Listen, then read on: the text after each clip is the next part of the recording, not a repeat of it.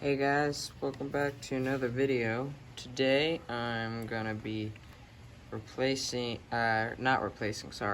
adjusting the valve covers on my Baja 70. So what you're gonna need to do this is a feeler tool, so that you can check it. What I'm gonna be looking for is this one, if it'll focus. Come on, there we go. So yeah, this is the size that I'm gonna be trying to get, because I'm pretty sure this is the right size for this engine.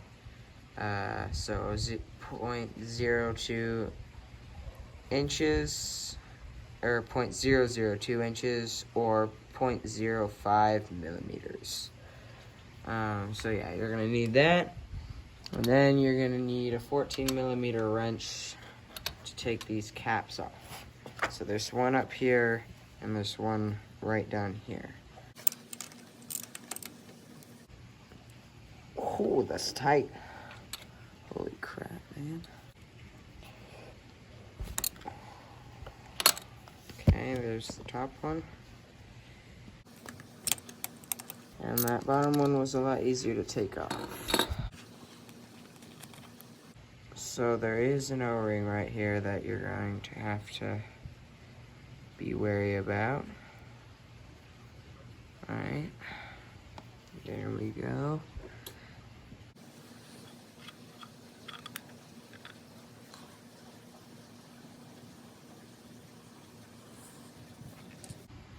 Alright, so now we've got that open. As you can see, maybe not.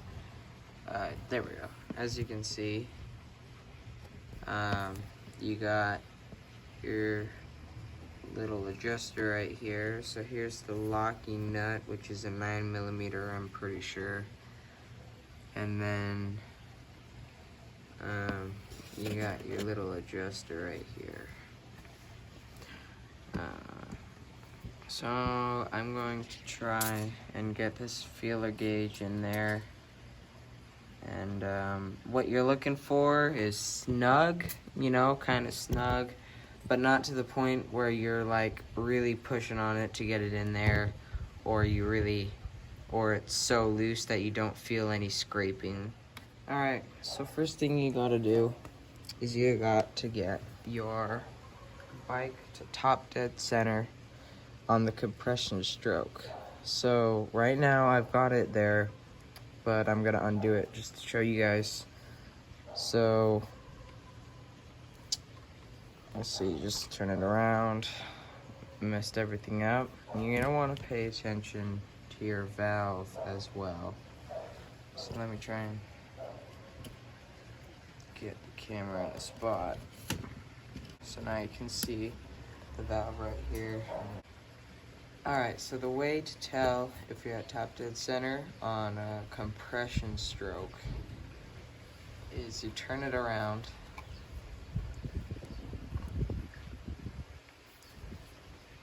until you see this valve open. Alright, so that means that you're coming down, you're on your intake stroke.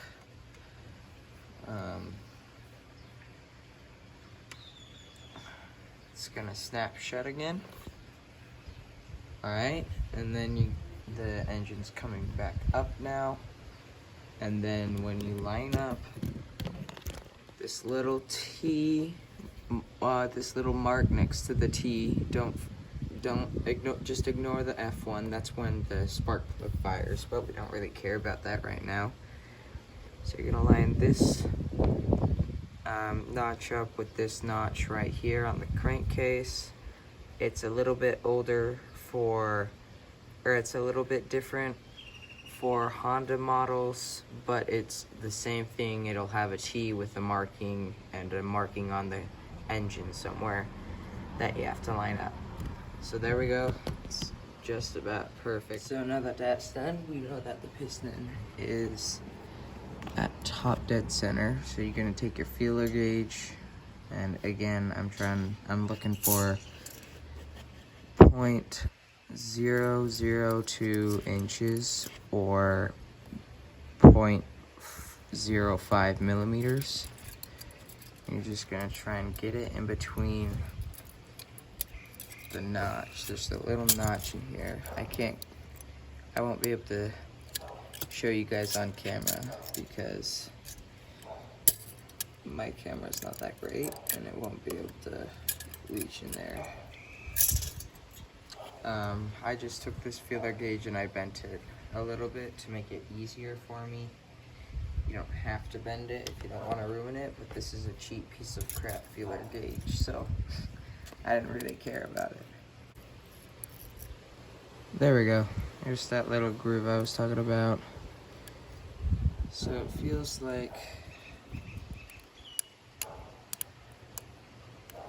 it's pretty good right now, actually. It's a little bit too loose. So what I'm gonna do is I'm gonna stick my feeler gauge in there. Just keep it in there. Gonna get a 9mm wrench. Alright. Actually, I'm gonna have to take my feeler gauge out for this part. And then pair of needle nose pliers.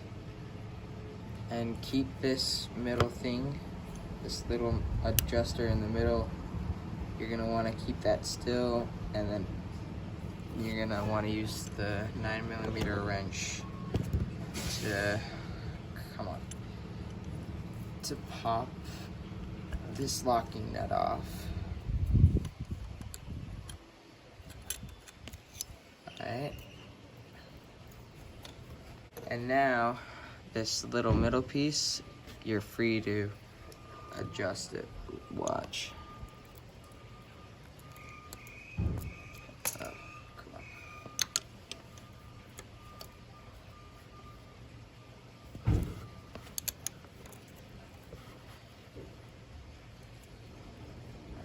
So in my case, it's too loose, so I'm gonna want to tighten it a little bit.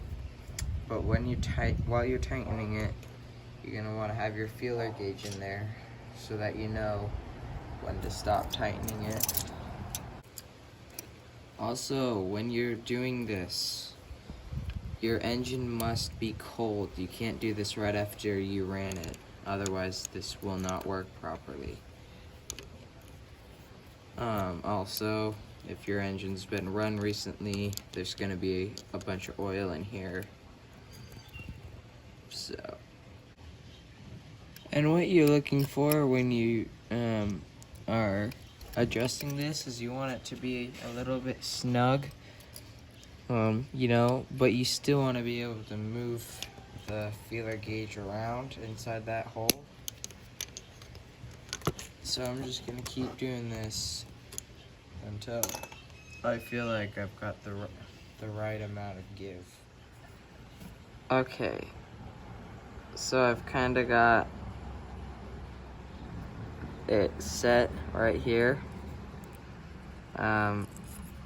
There's it's under that little screw, and I can move it up and down. I can feel a little bit of pressure on it, but I can still move it up and down without too much force.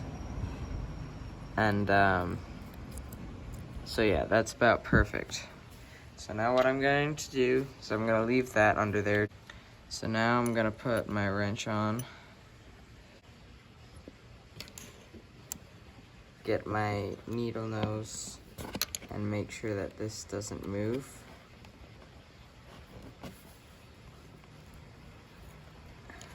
Actually, I think I can just use my finger. And then once it's tight, double check that the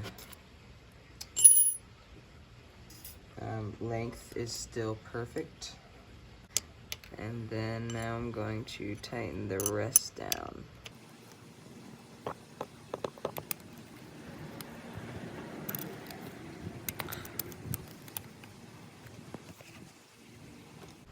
Alright, so now it's nice and snug. There is probably a torque rating for this.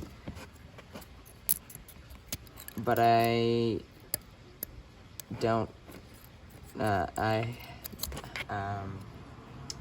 don't know what that is, so I just snug it up. As long as you don't strip it out, you should be fine.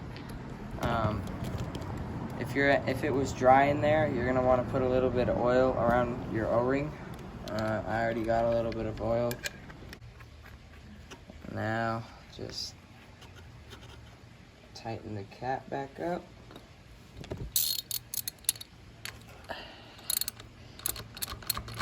Again, probably a torque rating for this, but I'm just gonna tighten it up. And now I'm gonna do the same thing for the bottom, but I'm gonna do this one off camera because it's in a difficult angle. It's gonna take me a long time to figure it out, and I'm never gonna be able to get the camera to shine on it. So, oh, yep, see, there's oil in this one, so might want to put a rag under it if you care about the workspace. Alright, so that's how you adjust the valves on one of these little pit bike engines. I hope this video was able to help somebody out, maybe get a couple engines running. I know that it really helped this one. It felt way better when I kicked it over after I did this. And see you guys in the next video.